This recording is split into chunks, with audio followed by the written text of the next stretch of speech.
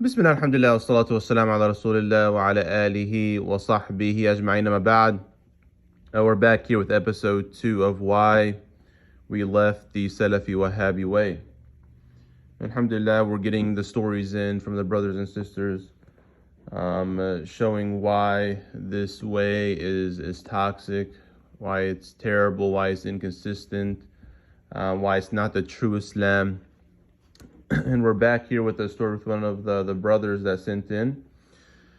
And he says, I realized pretty quickly that the Wahabi methodology is just an innovated manhaj that's based around debating and polemics.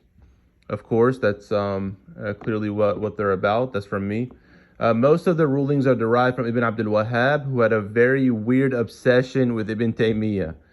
This is from me as well, that yes, that's who he relies on. I think he finds one of his books, and he like the Majmu', and he just kind of quotes from that. Not to say he's necessarily disconnected, because his family were Hanabila Ibn Abdul Wahhab.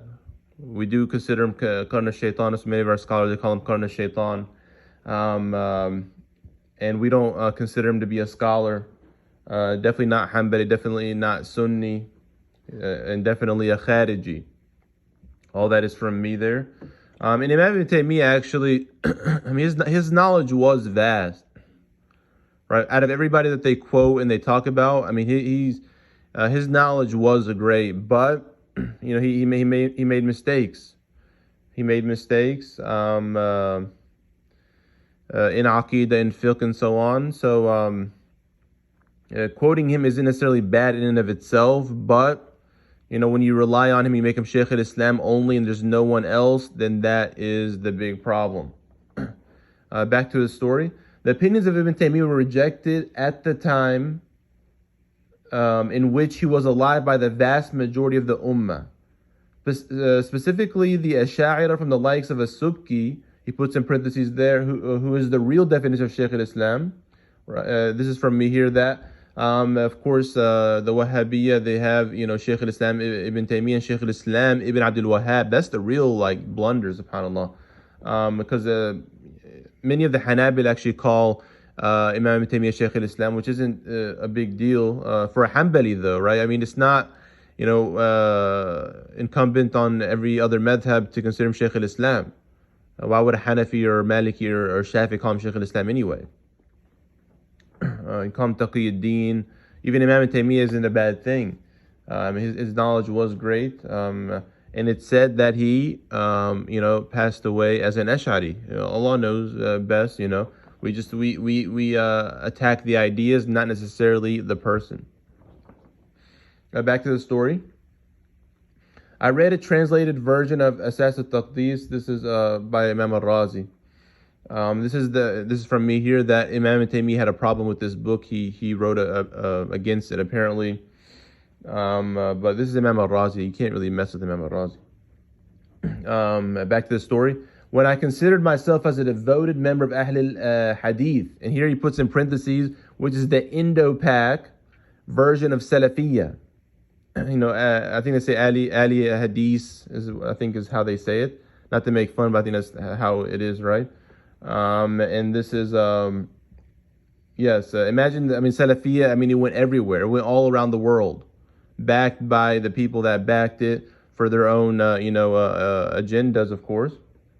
Back to the story, and came to realize pretty quickly that interpreting nusus by its literal meaning is one of the main characteristics of the mujassima, of the mushabbiha.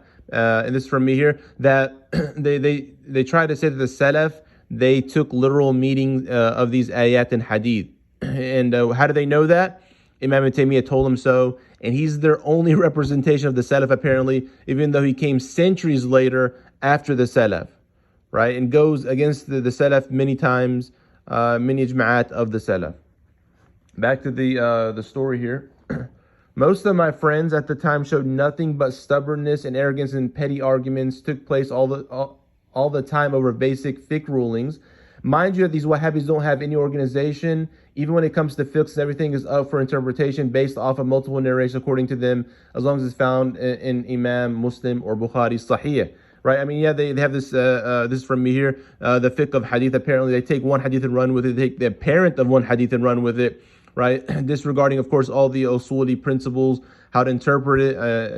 I mean, obviously, even considering other hadith and ayat, and it's so difficult, but they have made fiqh easy, apparently, even though they have the khilafat amongst themselves, like Ibn Baz, Ibn Uthaymin, and Al-Albani, which is the most awkward khilaf amongst them, which made them divide into many groups.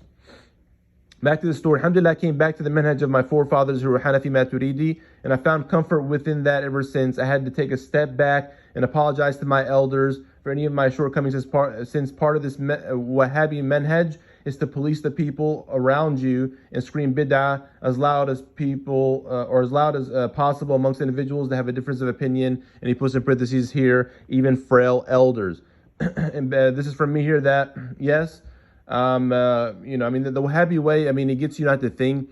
If you think one time, you're going to leave that way. And with regards to the fiqh, it's just black and white with them.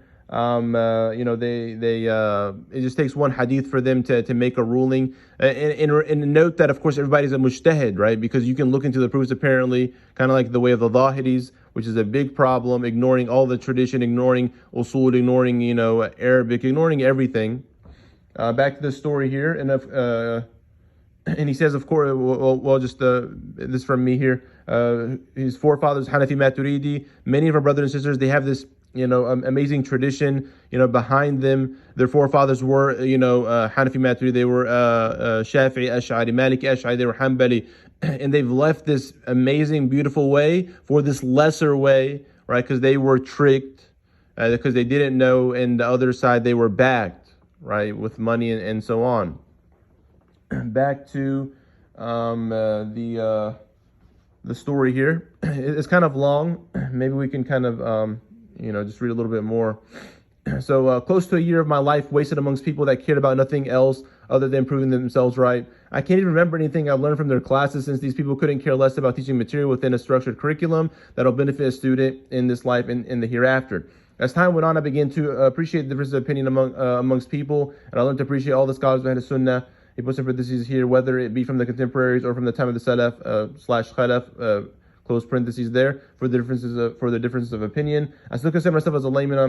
I'm in the midst of finding a teacher who will be able to sit down and teach me fiqh and aqeedah alongside tafsir and hadith. Finding a qualified sheikh around my area is difficult, since most don't cater outside of Hifz al-Quran. But in the meantime, I'm relying on reliable English translation to study from. I have a long way to go, but I'm in much better position than where I was 6 to 12 months ago. Alhamdulillah. Inshallah, make dua for me, Sheikh. Barakallahu fiqh. Yes, may Allah, keep you firm, increase you beneficial knowledge. Yes, I'm trying to find you qualified shuyukh in your area that are Sunni, that are qualified, inshallah, that are Wahabi. This is amazing here. Allah subhanahu wa ta'ala guided this brother back to the true way, the way of Ahl Sunnah wal Jama'ah, the 3 schools, 4 schools, the way of Tasawwuf. And it seems like he had a long journey, like many of the brothers and sisters there. In this way, this Wahabi way, I mean, you're finding people leaving it all the time once they find out the true way. The problem was that the Wahabi way spread everywhere, to the masajid, to the Islamic organizations, to the prisons. Their books are everywhere and so on. So even many, kind of became Wahabi indirectly, even though they don't really know what these labels are or groups and so on. So alhamdulillah for this brother here sent in his story. We ask Allah subhanahu wa ta'ala again to bless you. Jazakallah khair for sending this in. And inshallah, please, inshallah, continue to send in your stories. Barakallahu feekum. Jazakallah khairan. Allah subhanahu wa ta'ala knows best. Wa sallallahu Muhammad wa ala alihi wa sahbihi ajma'in.